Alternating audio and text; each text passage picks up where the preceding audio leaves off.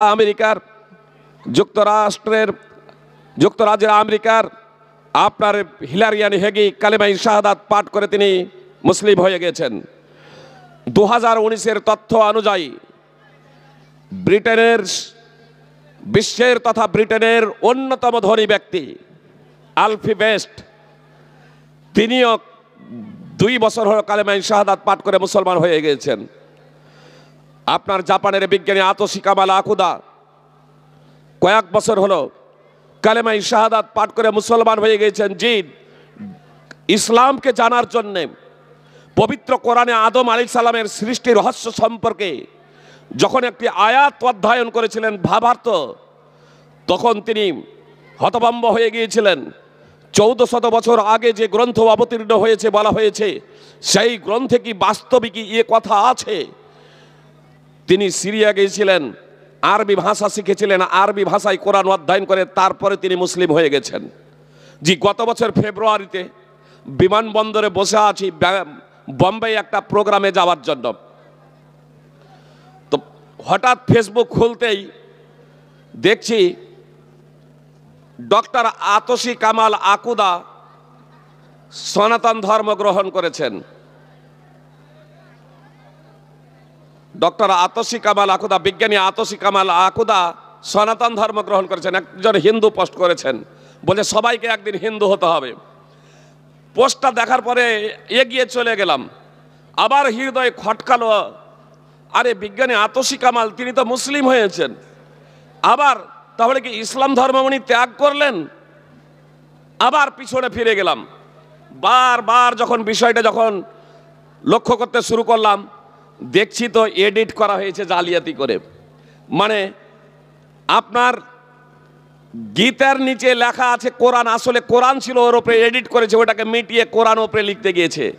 মন্ত্রের নিচে আয়াত, আয়াতের উপরে মন্ত্রটা লিখেছে, একটা জায়গাতে আবার গীতার আয়াতই থেকে গেছে। মানে গীতাটা কোরআনের জায়গাতে আপনার গীতাটা এডিট করেছে, আর আপনার মন্ত্র আয়াতের জায়গায় মন্ত্র করবে কি আপনার আয়াতই থেকে গিয়েছে। বুঝতে পেরেছেন? তারপরে আবার আমি গুগলে সার্চ করতে শুরু করলাম, জি ইন্টারনেটে সার্চ করতে শুরু করলাম বিজ্ঞানী আতোশি কামাল আকুদা। আজকেও আপনারা সার্চ করবেন, এখন এই মুহূর্তে সার্চ করা প্রয়োজন নেই, মনোযোগ দিয়ে বক্তব্য শুনুন। বক্তব্য হয়ে যাবে, বক্তব্য শুনে নেবেন। কালকেই আপনারা বা এখান থেকে যখন যাবেন তারপরে আপনারা ইন্টারনেটে সার্চ করবেন, আপনার গুগলে সার্চ করবেন বিজ্ঞানী আতোশি কামাল আকুদা জাপানের। আপনাকে গুগল বলবে তিনি ইসলাম ধর্ম গ্রহণ করেছেন, তিনি মুসলিম হয়েছেন। আপনার যারা জালিয়াতি করেছে তাদের জালিয়াতি ফাঁস করে দেবে আপনারা এই গুগলের সুপ্রিয় ভাই এবং বোন। আপনার মার্কিন বিজ্ঞানী, হার্ভার্ড বিশ্ববিদ্যালয়ের বিজ্ঞানী হেনরি ক্লাসেন, স্টেম সেল ওষুধের উদ্ভাবক, তিনি আপনার গত রমাজানের আগে কালেমাই শাহাদাত পাঠ করে মুসলমান হয়ে গিয়েছেন এবং গত রমাজানে পূর্ণ 1 মাস রোজা রেখেছেন। সুপ্রিয় ভাই এবং বোন, দুঃখজনক হলেও চরম সত্য, অমুসলিমরা নাস্তিক, ডাক্তার, বিজ্ঞানী, কোটিপতি, ট্রিলিয়নপতি, তারা আজ কালেমাই শাহাদাত পাঠ করে মুসলমান হচ্ছেন। আপনার বিগত 5 বছরে সৌদি আরবে প্রায় 3.5 লক্ষ মুসলমান ইসলাম কবুল করেছেন। শুধু সৌদি আরবেই যারা চাকরি সূত্রে কর্মসূত্রে সৌদি গিয়েছেন, 3.5 লক্ষ মুসলমান কালেমাই শাহাদাত পাঠ করে মুসলমান হয়েছেন। সুপ্রিয় ভাই এবং বোন, তাহলে অভিনেতা অভিনেত্রী থেকে তারা ইসলাম কবুল করছেন, বক্সার তারা ইসলাম কবুল করছেন, বিভিন্ন খেলাড়ি ইসলাম কবুল করছেন, টিলিয়নরা ইসলাম কবুল করছেন, শিল্পপতিরা ইসলাম কবুল করছেন, বিজ্ঞানীরা ইসলাম কবুল করছেন।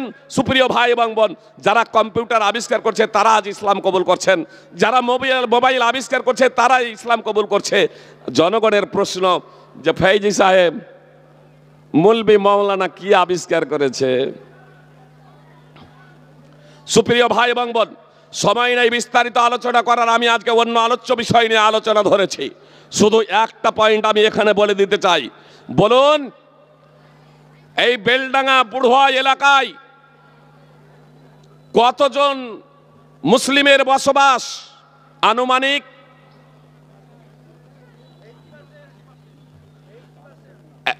80%। যদি পার্সেন্টেজের অঙ্কে আসি তাহলে 1% আলেম হবে তো? 80% মুসলমান বসবাস করে, 1% আলেম নেই, আলেমরা ঘাস কাটছে ছেড়ে দিন। 79% যে মুসলমান আছেন আপনারা কি করেছেন বলুন? জবাব কে দেবেন?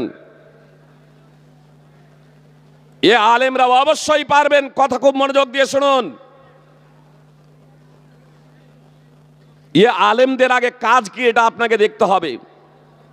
প্রথমত 1%, 80% মুসলমানের মধ্যে 1% আপনার আলেম নয়। আর এই আলেম দ্বারাই আপনি শিক্ষকতাও করাতে চান, মসজিদের ইমামতিও করাতে চান, ঝাড়ুও দেওয়াতে চান, সমস্ত কিছু কাজ এই আলেমরাই করুক। আপনার কম্পিউটার আবিষ্কার করুক, মোবাইল আবিষ্কার করুক, মহাকাশে যাওয়ার জন্য, মঙ্গলে বসবাস করার জন্য এরা ব্যবস্থাপনা করুক, সমস্ত কাজ মানে এরাই করবে। তাই 79% মুসলমান এরা কি করবে? সুপ্রিয় ভাই এবং বোন, অবশ্যই কথা মনোযোগ দিয়ে শুনুন। এ আলেম ওলামা এরা কারা? আল ওলামা ওয়ারাসাতুল আম্বিয়া, নবী রাসূলদের উত্তরাধিকার, তাই না? নবী রাসূলদেরকে আল্লাহ তাআলা এই পৃথিবীর মাটিতে কেন প্রেরণ করেছিলেন জানা আছে? মহাকাশে উড়ার জন্যে, মহাকাশে উড়ার জন্যে, কম্পিউটার আবিষ্কার করার জন্যে, মোবাইল আবিষ্কার করার জন্যে। কথাটা ভুল বুঝবেন না, অবশ্যই এগুলো নিয়ে আমাদের গবেষণা করতে হবে।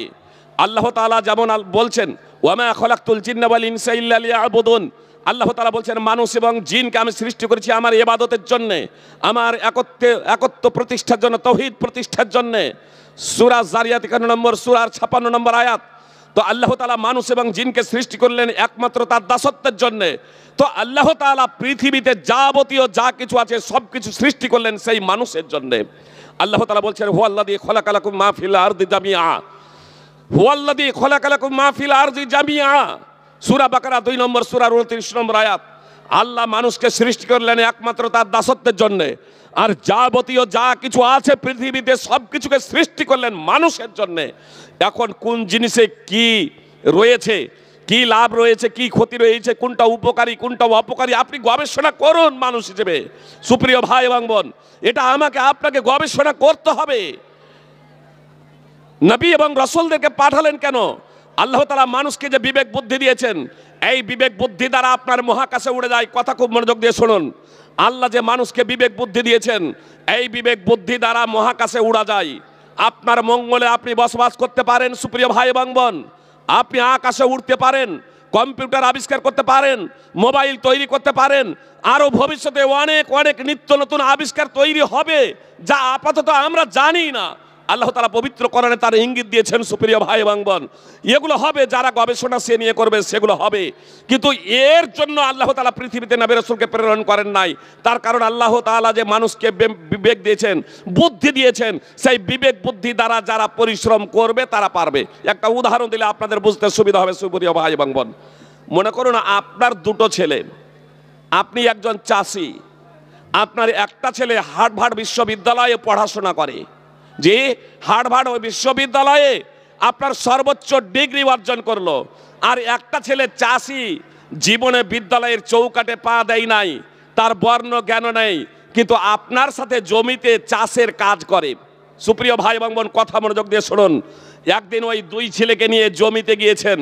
তারপরে ওই শিক্ষিত ছেলেটাকে, হার্ভার্ড বিশ্ববিদ্যালয়ে যে সর্বোচ্চ ডিগ্রি অর্জন করেছে, তাকে বলছেন, বেটা এই জমিটা চাষের উপযোগী হয়েছে কি একটু দেখো তো, এই জমিটা চাষের উপযোগী হয়েছে কি, এখন কি এতে রোপণ করা যায়, বুনা যায়, একটু বলতে পারবে? তখন ওই ছেলেটা বলছে, আব্বাজান এই বিষয়ে আমার ওই ভাইকে জিজ্ঞেস করেন। সুপ্রিয় ভাই এবং বোন, আপনি যে ছেলের পিছনে লক্ষ লক্ষ টাকা খরচ করেছেন, সেই ছেলে কি চাষের জমিটা উপযোগী হয়েছে কি না সে বলছে না, কি রোপণ করতে হবে, কি বুনতে হবে সেটাও বলছে না। যে বিদ্যালয়ের চৌকাটে কোনোদিনই পা দেয়নি আপনার দ্বিতীয় ছেলে, সেই ছেলের দিকে ইঙ্গিত করছে যে আমার এই ভাইকে জিজ্ঞেস করেন। সুপ্রিয় ভাই এবং বোন, সেই দুই ছেলে যদি আমাদের হয়, তাহলে ওই ছেলের কথা শুনে আমরা রাগ করব না খুশি হব? কি বলছেন? রাগ করব না খুশি হব, কি বলছেন আপনারা? যে রাগ করব না খুশি হব? রাগ করব। আমাদের যদি বিবেক থেকে থাকে তাহলে খুশি হব, আমাদের যদি বুদ্ধি থেকে থাকে তাহলে খুশি হব, আর যদি আমরা বিবেকহীন হয়ে যাই তাহলে অবশ্যই রাগ করব। কেন বলবেন ফৈজি সাহেব আপনি কেন? তাহলে আমরা কি বুদ্ধিহীন, আমরা কি বিবেকহীন? আমি আপনাদের বিবেকহীন বলছি না, বুদ্ধিহীন বলছি না। কথাটা একটু মনোযোগ দিয়ে শুনুন সুপ্রিয় ভাই এবং বোন। চাষের জমিটা চাষের উপযোগী হয়েছে কি হয়নি, ও তো জীবনে কখনো চাষের জমিতে পা দেয়নি, তো ও কি করে বুঝবো ওর কি ওটা সাবজেক্ট? কি বলছেন? ঘড়ির মেকানিক হওয়ার জন্য, সাইকেলের মেকানিক হওয়ার জন্য এমএ বিএড করা কি জরুরি? কি বলছেন? আমরা চাইবো যে এমএ বিএড, একজন সাইকেলের মেকানিক হলো এমএ বিএড করুক, দিয়ে সাইকেলের মেকানিক হোক। একজন চাষি হলো এমএ বিএড করুক, দিয়ে তারপরে আপনার চাষি হোক, এটা আমরা চাইবো। কিন্তু এটা জরুরি নয়, আবশ্যিক নয়। আপনার একজন মেকানিক, একটা সাইকেলের আপনার সমস্ত কিছু তৈরি করা আছে, আপনার সব তৈরিও করতে হবে না। একটা সাইকেল যদি আমাদেরকে ফিট করতে দিয়ে দেয় যে কোনোদিনই কোন জায়গায় কি লাগবে না লাগবে এটা জানেনি, তাহলে সাইকেলটা ফিট করতে পারবো? একটা মোটর সাইকেলের চাক্কা ফিট করতে পারবো? তাহলে এই যে 79% জেনারেল শিক্ষিত যারা আছি, একটা মোটর সাইকেলের চাক্কা ফিট করতে পারবো না যদি আমরা ট্রেনিং না নিয়ে থাকি। তাহলে যে আলেম নবী রাসূলদের উত্তরাধিকার, তাকে আপনি কি করে বলেন আপনি তো কম্পিউটার আবিষ্কার করেননি? সুপ্রিয় ভাই এবং বোন, অমুসলিমরা কিন্তু এই প্রশ্ন করেন না। যারা কম্পিউটার আবিষ্কার করলো তারা কালেমায়ে শাহাদাত পাঠ করে মুসলমান হয়ে গেল। যারা মোবাইল আবিষ্কার করলো, যারা আপনার মহাকাশে আপনার পাড়ি দিচ্ছে, মহাকাশে নিয়ে যাওয়ার জন্য ব্যবস্থা করছে, মঙ্গল গ্রহে বসবাসের জন্য ব্যবস্থা করছে, তাদের মধ্য থেকে আজ কালেমায়ে শাহাদাত পাঠ করে মুসলমান হয়ে যাচ্ছে। আর আমি আর আপনি এই জায়গাতে পড়ে আছি। আলেম ওলামা কি করলো সুপ্রিয় ভাই এবং বোন? তো আলেম ওলামা তো কাজের জন্য আসেনি, এর থেকে আরো বড় কাজের জন্য এসেছে। সেই কাজটা কি? আমি আপনাদের বলেছি, পৃথিবীতে যা কিছু আছে, আসমানের নিচে যা কিছু আছে, পৃথিবীর ওপরে যা কিছু আছে, এগুলোতে আমরা ভ্রমণ করতে পারি, আর এগুলো নিয়ে আমরা গবেষণাও করতে পারি। আসমান ভেদ করে আমরা যেতে পারি না। আর নবী এবং রাসূলদের কাজ ছিল সপ্ত আসমানের ওপরে যে মহান আল্লাহ তাআলা রয়েছেন, এক কথায় স্রষ্টা, তো সেই স্রষ্টার সন্তুষ্টি কিভাবে অর্জন করা যায়, সেই স্রষ্টার দাসত্ব কিভাবে করা যায়, সেই বিষয়ের জন্যই নবী রাসূল আল্লাহ তাআলা এই পৃথিবীর মাটিতে প্রেরণ করেছিলেন। আর সেই বিষয়টাই নবী রাসূল জনগণকে দিয়েছিলেন। সুপ্রিয় ভাই এবং বোন, আলেম ওলামাদের দায়িত্ব হচ্ছে সেটাই। আপনার বিজ্ঞানীরা, দার্শনিকেরা আপনার পৃথিবীর রহস্য নিয়ে আপনার গবেষণা করে, পৃথিবীর বিষয় নিয়ে এরা চিন্তা ভাবনা করে। আর আলেম ওলামাদের কাজ হলো স্রষ্টার সান্নিধ্য আপনি কিভাবে লাভ করবেন, স্রষ্টার সন্তুষ্টি আপনি কিভাবে অর্জন করবেন। সুপ্রিয় ভাই এবং বোন, এই বিষয়ে এজন্য আসুন আমি আপনাদের সামনে খুব সহজে এবং সাধারণভাবে কিছু বিষয় উত্থাপন করছি। সুপ্রিয় ভাই এবং বোন, এটা আমাদের সৌভাগ্য, এটা আমাদের সৌভাগ্য যে আমরা মুসলিম ঘরে জন্মেছি। এটা আমাদের সৌভাগ্য। আরো সৌভাগ্য যে আল্লাহ তাআলা আমাদেরকে আহলে হাদিস ঘরে সৃষ্টি করেছেন। কোনো যদি মাযহাবি থেকে থাকেন, অমুসলিম ভাই থেকে থাকেন, ভাই বলছি আমি, তার কারণ ভাইয়ের তিনটা স্তর আছে। এক প্রকারের ভাই অমুসলিমরাও আমাদের, সবাই আমাদের ভাই। সুপ্রিয় ভাই এবং বোন, আদমে বা হাওয়া মূলের দিক থেকে সুপ্রিয় ভাই এবং বোন, তো আমি সবাইকে ভাই বলেই সম্বোধন করছি। বিশ্ব মানবতার দার্স এবং সাবাক এবং পাঠ দিয়েছে ইসলাম। সুপ্রিয় ভাই এবং বোন, যারা আছেন তারাও কথাটা মনোযোগ দিয়ে শুনুন। আর আমি আপাতত আপনাদেরকে বললাম যে আল্লাহ তাআলা আমাদেরকে মুসলিম ঘরে জন্ম দিয়েছেন। এটা মুসলিম ঘরে আমাদেরকে সৃষ্টি করেছেন আল্লাহ তাআলা। আমাদের জন্ম হয়েছে মুসলিম ঘরে, একদিক থেকে এটা আমাদের জন্য সৌভাগ্য। আর তারপরে আরো আহলে হাদিস ঘরে, কোনো বেদাতি ঘরে আমাদের জন্ম হয় নাই। এই দিক থেকে আরো আমরা সৌভাগ্যবান সুপ্রিয় ভাই এবং বোন। কিন্তু এবার কথাটা শুনেন, মুসলিম ঘরে যে জন্ম হয়েছে, মুসলিম হয়ে যে আমরা জন্মেছি, আর মুসলিম ঘরে আল্লাহ আমাদেরকে সৃষ্টি করেছেন, মুসলিম ঘরে আমাদের জন্ম হয়েছে, এটা আমি সৌভাগ্য বলেছি। তার কারণ হলো প্রত্যেকটা শিশু মুসলিম হিসেবে জন্মগ্রহণ করে। তার জন্ম মুসলিম ঘরে হোক অথবা মুসলিম ঘরে হোক, প্রত্যেকটা শিশু মুসলিম ঘরে জন্মগ্রহণ করে। সুতরাং আবু হুরায়রা রাদিয়াল্লাহু তাআলা আনহু সূত্রে বর্ণিত হাদিস, নবী সাল্লাল্লাহু আলাইহি সাল্লাম বলেছেন, কুল্লু মাউলুদিন ইউলাদু আলাল ফিতরাহ ফাআবাহু ইউহাব্বিদানিহি আও নাসরানিহি আও মাজ্জিসানিহি। রাসূল সাল্লাল্লাহু আলাইহি সাল্লাম বলেছেন, প্রত্যেকটা শিশু ফিতরাতের উপরে জন্মগ্রহণ করে, তারপর তার পিতা মাতা তাকে ইহুদি বানায় অথবা খ্রিস্টান বানায় অথবা অগ্নি পূজক বানায়। সহিহ বুখারী হাদিস নম্বর 1385, সহিহ মুসলিম হাদিস নম্বর 2658। প্রত্যেকটা শিশু ফিতরাতের উপরে। এই ফিতরাত কি সুপ্রিয় ভাই এবং বোন? আরো একটু বিষয় বুঝি। ইয়াদ বিন হেমার আল মুজাশঈ রাদিয়াল্লাহু তাআলা আনহু সূত্রে বর্ণিত, নবী সাল্লাল্লাহু আলাইহি সাল্লাম বলেছেন, আল্লাহ তাআলা বলেছেন, অর্থাৎ হাদিসে কুদসি, আল্লাহ বলছেন, ইন্নী খলাকতু ইবাদি হুনাফা কুল্লাহুম ওয়া ইন্নাহুম আতাতুহুম শায়াতিন ফাজতালাতুহুম আন দীনিহিম। আল্লাহ বলছেন, আমি আমার সকল বান্দাকে আমার একনিষ্ঠ করে আমার অভিমুখী করে তাওহীদ মান্যকারী হিসেবে সৃষ্টি করেছি। শয়তানগুলো তাদের কাছে গেল এবং তাদেরকে তাদের ধর্ম থেকে বিচ্যুত করে দিল, তাদেরকে তাদের ধর্ম থেকে দূরে সরিয়ে দিল। সহিহ মুসলিম হাদিস নম্বর 2865। এত দ্বারা স্পষ্ট হয়ে গেল যে ফিতরাত বলতে এখানে তাওহীদ, ফিতরাত বলতে সত্যের উপর আল্লাহ তাআলা, সত্যের উপর প্রত্যেকটা শিশু জন্মগ্রহণ করে, সত্যকে গ্রহণ করার যোগ্যতা নিয়ে জন্মগ্রহণ করে, তাওহীদ মান্যকারী হিসেবে জন্মগ্রহণ করে, এক কথায় মুসলিম হিসেবে জন্মগ্রহণ করে। এর আরো জ্বলন্ত প্রমাণ শুনুন এবার। সামরা বিন জুনদাব রাদিয়াল্লাহু তাআলা আনহু সূত্রে হাদিস বর্ণিত আছে। হাদিসটা খুব লম্বা, আপনারা যদি দেখবো মনে করেন, তাওহীদ পাবলিকেশনস 6 খণ্ডে যে বুখারী আছে, সেই 6 খণ্ড বুখারীর ক্রমিক নম্বর, হাদিসের নম্বর মিলে যাবে। আরবিতে দেখবো মনে করলে আপনার দারুস সালাম রিয়াদ সৌদি পাবলিকেশনস, তার সাথে মিলে যাবে। ফতহুল বারীর সাথে ক্রমিক নম্বর মিলে যাবে। আপনার হাদিস নম্বর 1386 এবং 7047। সামরা বিন জুনদাব রাদিয়াল্লাহু তাআলা আনহু বর্ণনাকারী। হাদিসটা খুব লম্বা, আমি শুধু একটা পয়েন্ট আলোচনার সাথে সামঞ্জস্য রেখে একটা পয়েন্ট উল্লেখ করছি। নবী সাল্লাল্লাহু আলাইহি সাল্লামকে একদা জিবরিল এবং মিকাইল আলাইহিমাস সালাম, দুইজন বিখ্যাত মালায়েকা ফেরেশতা আপনার নিয়ে গিয়েছিলেন পবিত্র ভূমির দিকে। তারপরে মুহাম্মদ সাল্লাল্লাহু আলাইহি সাল্লাম দেখলেন একজন বৃদ্ধ লোককে বাগিচায়, এবং সেই বাগিচায় দেখলেন অনেকগুলো ছেলে মেয়েকে তার আশেপাশে ডানে বামে। মুহাম্মদ সাল্লাল্লাহু আলাইহি সাল্লাম জিজ্ঞেস করলেন ফেরেশতাদের, এই বৃদ্ধ লোকটাকে এবং এই কচি কাচারা কারা? তো ফেরেশতারা জবাব দিলেন, এই বৃদ্ধ লোকটা হলেন ইব্রাহিম আলাইহিস সালাম, আর তার আশেপাশে যারা বসে আছে তারা হলেন ফাকুল্লু মাউলুদিন মাতা আলাল ফিতরা। এগুলো হলো প্রত্যেক সেই শিশু যারা ফিতরাতের উপরে মৃত্যুবরণ করেছে। এগুলো হলো প্রত্যেকটা সেই শিশু যারা ফিতরাতের উপরে মৃত্যুবরণ করেছে। মুহাম্মদ সাল্লাল্লাহু আলাইহি সাল্লাম এই ঘটনা সাহাবীদের সামনে বর্ণনা করছেন। তখন কিছু সাহাবী প্রশ্ন করে বসলেন, আল্লাহ রাসূল, মুশরিকদের সন্তান সন্ততি ইব্রাহিম আলাইহিস সালামের চতুর্পার্শ্বে তো সেই ছেলে মেয়েগুলো আছে যারা ফিতরাতের উপরে মৃত্যুবরণ করেছে, তো মুশরিকদের সন্তান সন্ততি কোথায়? মুশরিকদের ছেলে মেয়েরা কোথায়?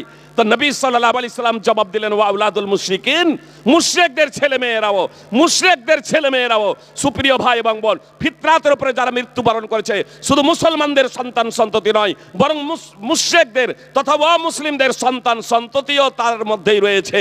তার কারণ তারা শিশু অবস্থায় মৃত্যুবরণ করেছে, ফিতরাতের উপরে মৃত্যুবরণ করেছে। তারা ইহুদি, খ্রিস্টান, অগ্নি পূজক, মুশরিক, অমুসলিম হওয়ার আগেই তারা মৃত্যুবরণ করেছে সুপ্রিয় ভাই এবং বোন। এজন্য তারা যাবে জান্নাতে। সহিহ বুখারী হাদিস নম্বর 7047, ফাতুল বারী সহ দ্রষ্টব্য। এত দ্বারা স্পষ্ট হয়ে গেল সুপ্রিয় ভাই এবং বোন যে আমরা প্রত্যেকেই মুসলিম হিসেবে জন্মগ্রহণ করেছিলাম।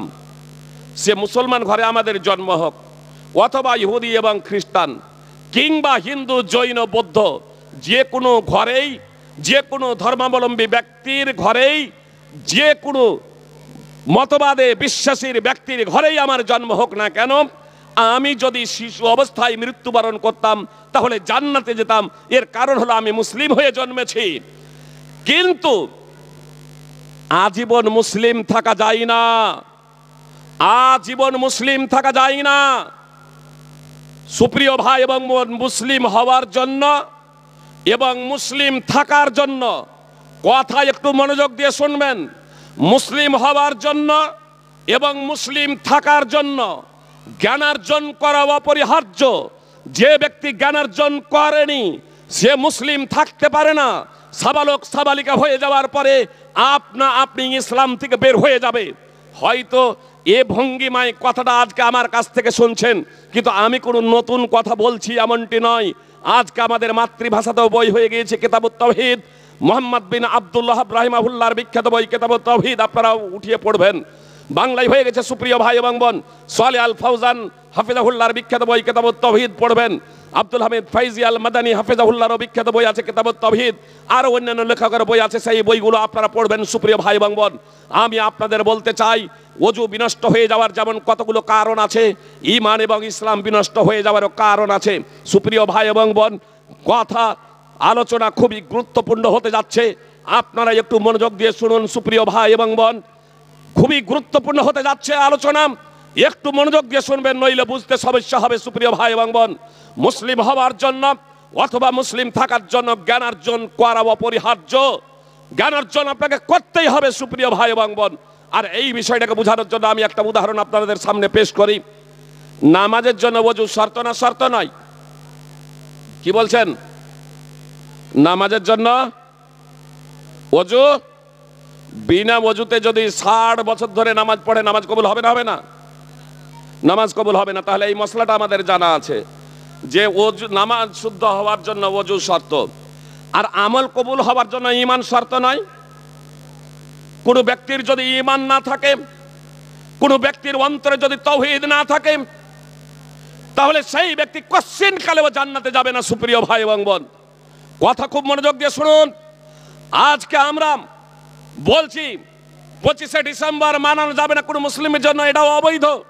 নববর্ষ পালন করা মুসলিমের জন্য অবৈধ।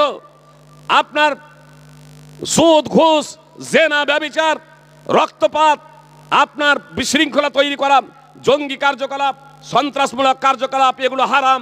এগুলো আমরা বলছি। নামাজ পড়া অপরিহার্য, যাকাত ফরজ হয়ে গেলে যাকাত আদায় করতেই হবে, রমাদানের রোজা রাখতেই হবে, আপনার হজ ফরজ হয়ে গেলে হজ আদায় করতেই হবে। আমরা এই মশলাগুলো তো সবাই জানি, নতুন কোনো বিষয় নয়। তারপরেও আমরা এগুলো পালন করি না কেন? আমাদের অন্তরে কোনো প্রকারের প্রতিক্রিয়া সৃষ্টি হয় না কেন সুপ্রিয় ভাই এবং বোন? আমি এই বিষয়টি আজকে আপনাদের বোঝাতে চাই।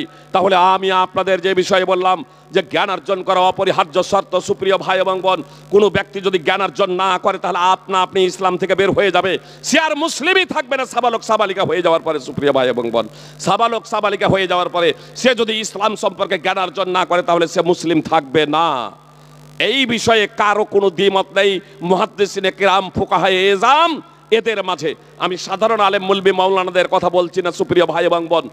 আলেম ওলামাকে জিজ্ঞেস করবেন, যারা স্কলার আছেন, যারা মাদানি আছেন, ফুকাহায়ে এজাম, মুহাদ্দিসিনে কিরাম, আপনার তাদেরকে জিজ্ঞেস করুন যে ওযু বিনষ্ট হয়ে যাওয়ার যেমন কতগুলো কারণ আছে, ঈমান এবং ইসলাম বিনষ্ট হয়ে যাওয়ার কতগুলো কারণ আছে কি নাই, এ বিষয়ে কারো কোনো দ্বিমত নাই।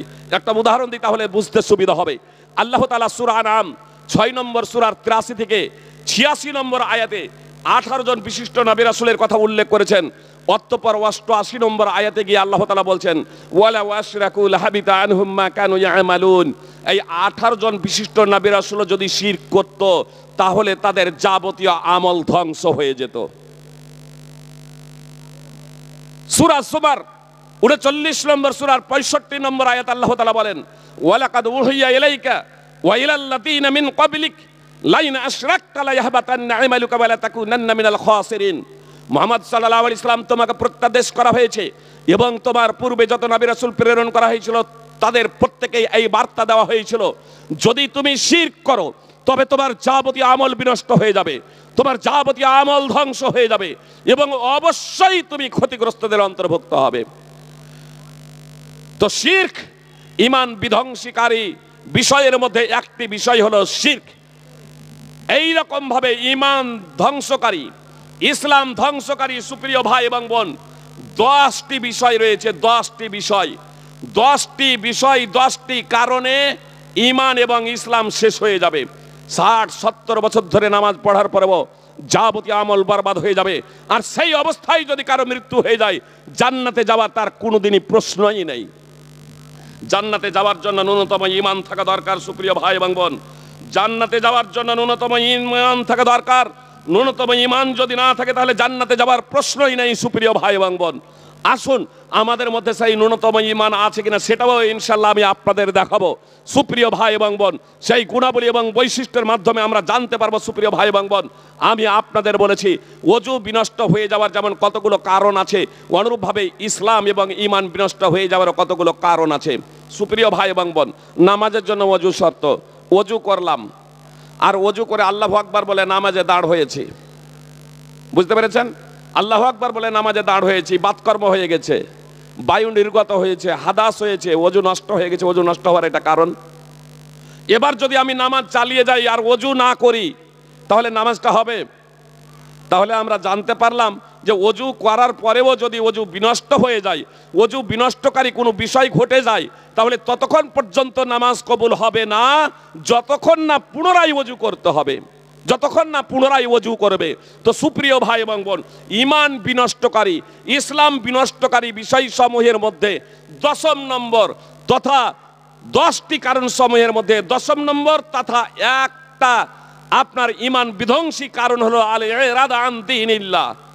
এই আল ইরাদা আনিল উসুলিস সালাসা, দিন থেকে বিমুখ হওয়া, দিন থেকে মুখ ফিরিয়ে নেওয়া। অর্থাৎ ইসলামের যে 3টি মৌলনীতি আছে, 3টি মৌলনীতি থেকে বিমুখতা, 3টি মৌলনীতি থেকে মুখ ফিরিয়ে নেওয়া, 3টি মৌলনীতি সম্পর্কে জ্ঞানার্জন না করা, 3টি মৌলনীতি সম্পর্কে না জানা, 3টি মৌলনীতি জেনে তাকে স্বীকৃতি প্রদান না করা, 3টি মৌলনীতি সম্পর্কে জ্ঞানার্জন করে সেই অনুযায়ী জীবন পরিচালনা না করা, এটা হচ্ছে ঈমান বিধ্বংসী বিষয়। সুপ্রিয় ভাই এবং বোন, 1 নম্বর হলো মারিফাতুর রব। 1 নম্বর হলো মারিফাতুর রব, আল্লাহ তাআলার পরিচিতি, আল্লাহ তাআলার গুণাবলী, আল্লাহ তাআলার বৈশিষ্ট্য। অর্থাৎ আল্লাহ তাআলা কে, আল্লাহ তাআলার গুণাবলী, আল্লাহ তাআলার বৈশিষ্ট্য, আল্লাহ তাআলার নাম এবং সিফাত সমূহ, বৈশিষ্ট্যগুলো যখন আমরা ভালোভাবে অবগত হব, তখন না আল্লাহ তাআলার ভয় আমাদের অন্তরে প্রবেশ করবে। কয়েকদিন হলো বিহারে ছিলাম, জি কয়েকদিন হলো বিহারে ছিলাম, একটা রুমে বসে আছি, আলেম ওলামা সব অনেকগুলোই আছেন। অন্যজনের সাথে মুসাফা করেছেন, মানে বেশ কয়েকজন বক্তা ছিলাম, অন্যজনের সাথে মুসাফা করেছেন, আমার সাথে মুসাফা করেননি। সবার সাথে মুসাফা করেননি মানে ওর পরিচিতের সাথে মুসাফা করেছেন এক কথায়। চুপ করে বসে আছি, মোবাইলের দিকে আমার নজর আছে, একটু শুয়ে আছি টেক লাগিয়ে, মোবাইলটা একটু দেখছি, যে পড়াশোনা করছি। তো প্রায় 10-15 মিনিট পরে তখন একজন মৌলানা বলছেন, আরে ইনি ফাইজি সাহেব, আনোয়ারুল হক ফাইজি। তখন যে ভদ্রলোক মানে আমার এবং ওই আলেমের মিডিলে বসেছিলেন, মুসাফা করেন নাই, বললেন ফাইজি সাহেব আমাকে ক্ষমা করবেন, আমি চিনতে পারিনি, ভুল করেছি, ক্ষমা করবেন। বারবার বলছেন। আমি আরে হলো ঠাকি, আপনি ভুল বাকি করেছেন। বললেন না সে ক্ষমা করে দেবেন, ক্ষমা করে দেবেন, ভুল হয়ে গেছে, এতক্ষণ ধরে এরকম আছি, এতক্ষণ ধরে কথা বলে যাচ্ছি, আমি বুঝতেই পারিনি যে আপনি এখানে আছেন, একটু ক্ষমা করবেন। আমি খুব বড়, এটা আমার বলার লক্ষ্য উদ্দেশ্য নয়। আসলে কারো দৃষ্টিতে যখন কোনো ব্যক্তি যখন উঁচু হয়, একটু যখন মর্যাদা সম্পন্ন যখন হয়, তখন তার কাছে সে কিভাবে নতি স্বীকার করে। ফেসবুক, ইউটিউবে আপনারা আজকাল তো অনেকেই দেখছেন, অনেকেই ভুক্তভোগীও বটে। জি, কর্মচারী ভেবে, মালিককে কর্মচারী ভেবে, জি আপনার একটা প্রতিষ্ঠানের বসকে সাধারণ একজন কর্মচারী ভেবে তার সাথে আপনার উত্তপ্ত বাক্য বিনিময় হয়ে যায়। আর পরবর্তীতে যখন জানতে পারেন যে ইনি হচ্ছেন মালিক বা ইনি হচ্ছেন বস, তারপরে তার কাছে গিয়ে কাকতি মিনতি, হুজুর আমার ভুল হয়ে গেছে, একটু ক্ষমা করে দেবেন, আপনাকে চিনতে পারি। করে না? তো আল্লাহকে ভয় করবে কখন? আল্লাহ সম্পর্কে জানবে যখন। কোনো ব্যক্তির যদি আল্লাহ সম্পর্কে ধারণাই না থাকে, তাহলে আল্লাহ শুনলে ভয় হবে কেন? সুপ্রিয় ভাই এবং বোন, আমার পূর্বে সভাপতি সাহেব বলছিলেন যে একজন বললেন আল্লাহর কোরআনের আয়াত শুনে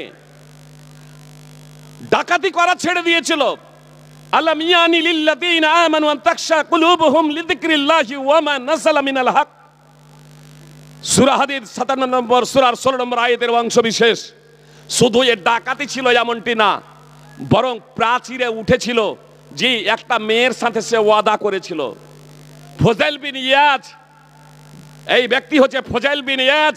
পরবর্তীতে তার জীবনই পরিবর্তন হয়ে গিয়েছিল। সুপ্রিয় ভাই এবং বোন, এই ফুজাইল বিন ইয়াজ আপনার ব্যভিচার করার জন্য সে আপনার প্রাচীরে উঠে, প্রাচীর টপকে ছাদে উঠে আপনার যাচ্ছিল, আর সেই মুহূর্তে এই পবিত্র কোরআনের আয়াতটাই যখন তার কানে এসে পৌঁছায়, কেউ তেলাওয়াত করে, সঙ্গে সঙ্গে ছাদ থেকে নেমে যায়। অত্র আয়াত আল্লাহ তাআলা বলছেন ঈমানদারদের জন্য এখনো কি সময় আসেনি যে তাদের অন্তর প্রকম্পিত হয়ে যাবে আল্লাহর জিক্রের কারণে, আল্লাহর স্মরণে, এবং আল্লাহ যা হক সত্য অবতীর্ণ করেছেন তার কারণে। এ কথা শোনার পরে সঙ্গে সঙ্গে সে ছাদ থেকে নেমে যায়। সুপ্রিয় ভাই এবং বোন, আপনাদের সাথে সামনে একটা বিষয় উত্থাপন করি, তাহলে সুবিধা হবে বুঝতে। এ ডাকাত, তার ঈমান কতটুকু ছিল সুপ্রিয় ভাই এবং বোন? যে একজন মেয়ের সাথে ব্যভিচার করার জন্য যাচ্ছে, একটা কোরআনের আয়াত শোনার পরে তার অন্তরে প্রকম্পন সৃষ্টি হয়ে যাচ্ছে, আর এতক্ষণ ধরে জালসা হচ্ছে, এতক্ষণ ধরে বক্তব্য হচ্ছে, আল্লাহর আয়াত পরিবেশন হচ্ছে, আমাদের জনগণকে, মুসলমানদেরকে বলা হচ্ছে একটু শৃঙ্খল ভাবে বসেন, বসতে রাজি না। বিড়ি পান করছে, চলছে বিড়ি, সিগারেট খাচ্ছে, চলছে সিগারেট, যে নেশাজাত দ্রব্য সেবন করছে, চলছে, যুবক যুবতী প্রেমের গল্প করছে, করছে, মসজিদ ডাক দিচ্ছে হাইয়া আলাস সালাহ হাইয়া আলাল ফালাহ, কর্ণপাতী হচ্ছে না। আমরা সবাই, বেনামাজিও জানে নামাজ না পড়লে জাহান্নামে যেতে হবে, তারপরেও জীবনে পরিবর্তন আসে না কেন? আসলে কি আমাদের অন্তরে ঈমান আছে? আর একজন ব্যক্তির আমি কথা তাহলে এই প্রসঙ্গে আপনাদের তুলে ধরি, আমাদের জীবনে পরিবর্তন কেন আসে না এবং আমাদের অন্তরে ঈমান আছে কিনা, এটা একদম খুব পরীক্ষা হয়ে যাবে। সুপ্রিয় ভাই এবং বোন, কথা একটু মনোযোগ দিয়ে শুনুন, যে আমরা কেন ভীত সন্ত্রস্ত হচ্ছি না। যদি আমাদের অন্তরে ঈমান থেকে থাকে তাহলে অবশ্যই আমরা ভীত এবং সন্ত্রস্ত হব। আল্লাহর কথা শুনলে সুপ্রিয় ভাই এবং বোন, আল্লাহর কথা শোনার পরে কোনো ব্যক্তির যদি অন্তর না কাঁপে, কোনো ব্যক্তির অন্তরে যদি এই চেতনা না জাগে, এই চিন্তা ভাবনা তৈরি যদি না হয় যে আমাকে ইমানদার হতে হবে, সৎ কর্মশীল হতে হবে, সুপ্রিয় ভাই এবং বোন, আমি আপনাকে বলতে যাই, আপনার অন্তরে ঈমান নেই, আপনার অন্তর তাওহীদ শূন্য, মারা গেলে আপনাকে আজীবন সদা সর্বদা জাহান্নামে শাস্তি ভোগ করতে হবে। আপনি একটু চিন্তিত হন, কথাগুলো একটু মনোযোগ দিয়ে শুনুন সুপ্রিয় ভাই এবং বোন। আল্লাহ নিজেই পবিত্র কোরআনে বলছেন, ইন্নামাল মুমিনুনা আল্লাযীনা ইযা যুকিরাল্লাহু ওয়াজিলাত কুলুবুহুম, সূরা আনফাল ৮ নম্বর সূরার ২ নম্বর আয়াতের অংশ বিশেষ। আল্লাহ বলছেন মুমিন তো হলো তারাই, মুসলমান তো হলো তারাই, ঈমানদার তো হলো তারাই, যাদের সামনে আল্লাহ তাআলার স্মরণ করা হলে, আল্লাহ তাআলাকে স্মরণ করা হলে তাদের ঈমান প্রকম্পিত হয়, তাদের অন্তর কেঁপে যায়। সুপ্রিয় ভাই এবং বোন, আল্লাহ স্পষ্টভাবে বলছেন ঈমানদার তো তারাই, মুসলমান তো তারাই, তাদের সামনে আল্লাহকে স্মরণ করা হলে, তাদের সামনে আল্লাহ তাআলার বর্ণনা করা হলে, তাদের সামনে আল্লাহ তাআলার আলোচনা করা হলে তাদের অন্তর কেঁপে যায়। আল্লাহ তাআলার মহত্ব, আল্লাহ তাআলার বড়ত্ব, আল্লাহ তাআলার শাস্তি, আল্লাহ তাআলার ভয়ে একজন ঈমানদারের অন্তর কেঁপে যাবে আল্লাহ তাআলার কথা শুনলে সুপ্রিয় ভাই এবং বোন। কিন্তু আমাদের অন্তর কাঁপে না কেন? কেউ বলতে পারেন ফাইজি সাহেব, হয়তো এখানে যাদের অন্তর কেঁপে যাবে আল্লাহ বললেন তারা খাঁটি মুসলমান, তারা পাক্কা মুসলমান। কেউ বলতে পারেন ফজল বিন ইয়াজের ঘটনা, যারা বলছেন এটা তো ডাইরেক্ট কোরআন আর হাদিস দ্বারা এটা প্রমাণিত নয়, এটা তো ডাইরেক্ট কোরআন এবং হাদিস দ্বারা প্রমাণিত নয়। তাহলে একটা হাদিস দ্বারা সাব্যস্ত সকলের ঐক্যমতে বিশুদ্ধ কথা একটি শুধু আপনাদের সামনে পেশ করি সুপ্রিয় ভাই এবং বোন। যে ছেলে যুবতীর পিছনে পিছনে ঘুরে সে পাক্কা ঈমানদার, দুর্বল মুসলমান, তাই না? সে দুর্বল মুসলমান। কত দুর্বল মুসলমান? এক যুবকের কথা শুনুন। আপন, এটা হাদিস কিন্তু এটা গল্প বলছি না, হাদিস সহিহ বুখারী হাদিস নম্বর 2215, 2272 এবং 3465, সহিহ মুসলিম হাদিস নম্বর 2743। এবার নির্যাসটুকু শুনুন। নবী সাল্লাল্লাহু আলাইহি সাল্লাম বলেছেন, সেখানে 3টি ঘটনা আছে, আমি সবের দিকে লক্ষ্য রেখে পুরো ঘটনা বলছি না। আপনারা যারা পুরো ঘটনা দেখবো মনে করছেন, হাদিসের রেফারেন্স দিলাম, আপনারা সেটা পড়ে নেবেন সুপ্রিয় ভাই এবং বোন। আমি আলোচনার সাথে সামঞ্জস্য রেখে শুধু একটাই পয়েন্ট বলবো। এক যুবক ছিল, রাসূল সাল্লাল্লাহু আলাইহি সাল্লাম যা বলেছেন, এক যুবকের ঘটনা উল্লেখ করেছেন, সেই ঘটনাটি বলছি। এক যুবক ছিল, সে তার চাচাতো বোনকে খুব ভালোবাসতো। পুরুষ মহিলা একে অপরকে যেমন ভালোবাসে, স্বামী স্ত্রী একে অপরের প্রতি যে ভালোবাসা, সেই যুবক বলছে আমার চাচাতো বোনকে তার থেকেও বেশি ভালোবাসতাম, তার থেকেও বেশি ভালোবাসতাম। তার রূপ লাবণ্যে সে ব্যাকুল, যে কোনো মূল্যই হোক তাকে পেতে চাই। একদা চাচাতো বোনের সামনে মনের কথা সে ফাঁস করলো, আমি তোমাকে পেতে চাই, তোমার জন্য আমি পাগল পারা, তোমার জন্য আমি পাগল পারা, আমি তোমাকে পেতে চাই। যুবতী প্রত্যাখ্যান করে দিল, এই পাপ কাজে আমি জড়াতে চাই না। একদা দুর্ভিক্ষ দেখা দিলে সেই যুবতী যুবকের কাছে এসে অর্থ সাহায্য চাইল। সে যুবক বলল, আমি দেব। 100 দিনার চেয়েছিল, সে বলল আমি দেব, তবে একটা শর্তে, তোমাকে দেহ দান করতে হবে আমাকে। আমি আমার মনের যে জৈবিক চাহিদা, এই জৈবিক চাহিদা তোমার দ্বারা পূর্ণ করতে চাই। দুর্ভিক্ষের কবলে পড়ে মেয়েটা রাজি হয়ে গেল। প্রথমে প্রত্যাখ্যান করেছিল, দুর্ভিক্ষের কবলে পড়েছে সুপ্রিয় ভাই এবং বোন, সেই মেয়েটা আপনার রাজি হয়ে গেল সেই যুবককে দেহদান দেওয়ার জন্য। সেই যুবক আপনার ট্রিলিয়ন ডলারের শিল্পপতির সন্তান ছিল না যে ঘর থেকে নিয়ে এসে তৎক্ষণাৎ দিয়ে দেবে। আপনার দীর্ঘ সময় ধরে কঠোর পরিশ্রম করে সেই টাকা সংগ্রহ করেছিল। তাকে সন্তুষ্ট করার জন্য 100 দিনার চেয়েছিল, 120 দিনার। দিনার হলো স্বর্ণ মুদ্রা। 120 দিনার 2024-এ ভারতীয় টাকায় প্রায় 30 লক্ষ টাকা। কত বললাম? প্রায় 30 লক্ষ টাকা। এই 120 দিনার তার চাচাতো বোনের কাছে নিয়ে গিয়ে বলছে, এই তুমি নাও, এবার তোমার মাঝে আর আমার মাঝে তৃতীয় কোনো ব্যক্তি থাকবে না, চলো এবার দুইজন নির্জনে। যুবতীকে নিয়ে নির্জনে সে পৌঁছে গিয়েছে। যুবতী শুয়ে গিয়েছে, আর যুবতীর দুই উরুর ওপরে সেই যুবক বসেও পড়েছে। মনের খায়েশ প্রবৃত্তি পূরণের জন্য, জৈবিক চাহিদা পূরণের জন্য যুবতীর দুই উরুর ওপরে বসেও গিয়েছে। আর যুবতীর মুখ থেকে সে সবাই উচ্চারিত হচ্ছে, ইত্তাকিল্লাহ, আল্লাহকে ভয় করো। এ কথা যখন যুবতীর মুখ থেকে উচ্চারিত হচ্ছে, সেই যুবক ফাকুন্ত ওয়া তারাকতুহা, কোন বর্ণনায় আছে ফাকুন্ত ওয়া তারাকতুল মিয়াতা দিনার। সে যুবক বলছে, আমি দাঁড়িয়ে গেলাম এবং আমি তাকে যে অর্থ দিয়েছিলাম, সম্পদ দিয়েছিলাম, স্বর্ণ মুদ্রা দিয়েছিলাম, সেগুলো আমি ছেড়ে দিয়েছিলাম। আল্লাহ তুমি জানো, যদি একমাত্র তোমার সন্তুষ্টির জন্য এই কাজ করে থাকি, পূর্ণ নাগালের মধ্যে পেয়ে, পূর্ণ নিয়ন্ত্রণে পেয়ে, তৃতীয় কোনো ব্যক্তি ছিল না হে আল্লাহ, একমাত্র তোমার সন্তুষ্টির কারণে, তোমার ভয়ে সেই দিন আমি যৌনাচার করা থেকে, পাপাচার করা থেকে বিরত হয়ে গিয়েছিলাম। সুপ্রিয় ভাই এবং বোন, সেই যুবক পাপাচার করা থেকে বিরত হয়ে গেল কেন? ইত্তাকিল্লাহ, আল্লাহকে ভয় করো, আল্লাহকে ভয় করো।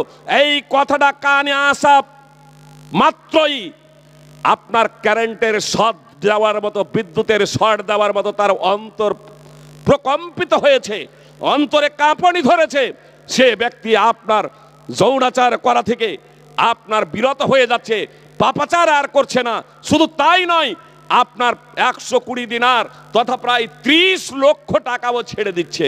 আর সেই টাকাটাও যুবতীর কাছে ফেরত চাই না যে তাহলে আমার টাকাটা আমাকে দিয়ে দাও, সেই টাকাও চাই না।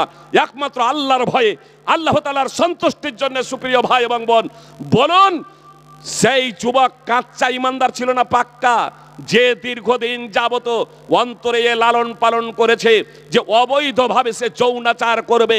বলবেন নিঃসন্দেহে সে ছিল দুর্বল ইমানের ব্যক্তি।